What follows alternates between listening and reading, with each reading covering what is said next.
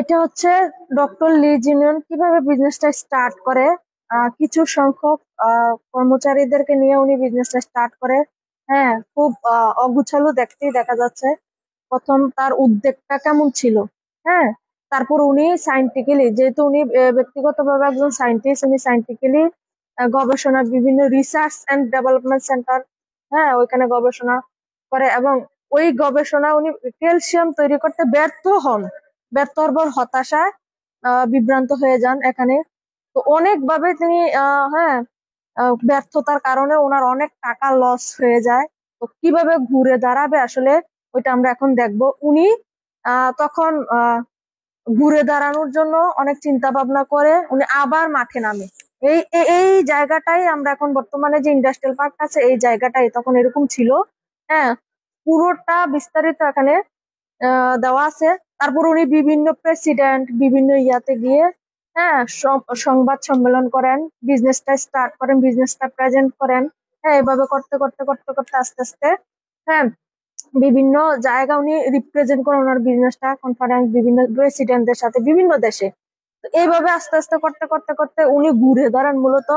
তারপরে উনি দেখা গেছে 2000 সালে, হ্যাঁ, টিএনস, হ্যাঁ, কনভেনশন করেন বিশাল একটা, চায়নাতে সম্ভবত এটা। তারপরে উনি উনি এখানে বসে চিন্তা ভাবনা করতেছে, নিজের জন্য তো অনেক কিছু করেছেন, এবার সমাজের জন্য কি করা যায়। এখানে বসে উনি চিন্তা করে, হ্যাঁ, সমাজের জন্য কিছু করেন। দেশ ও জাতির জন্য উনার অনেক অবদান রাখছে আত্মমানবতার ক্ষেত্রে। হ্যাঁ, তারপর উনি শুধু তাই নয়, অসহায় শিশু, হ্যাঁ, বাচ্চা, তারপরে অসহায় মানুষদের জন্য ফ্রি প্রোডাক্ট, হ্যাঁ, অনেক দেশে উনি পৌঁছায় মানুষকে। তারপর উনি আরো অনেকগুলো প্রজেক্ট তৈরি করে এখানে। শুধু টিএনস একটা বিজনেস না, টিএনস হচ্ছে একটা ব্র্যান্ড। টিএনস এর অসংখ্য বিজনেস আছে, কিন্তু আরো অসংখ্য প্রজেক্ট তৈরি করে মানুষদের জন্য। এখানে ডক্টর লি এর মা আপনার ক্যান্সারে যখন মারা যায় তখন তিয়ানজিন হসপিটাল উনি তৈরি করে। ডক্টর লি জিনের মা ক্যান্সারে আক্রান্ত হয়ে মারা গেছেন। তো ওইখান থেকে তিনি সিদ্ধান্ত নেন, উদ্যোগ নিয়ে উনি তিয়ানজিন হসপিটালটা তৈরি করে এখানে।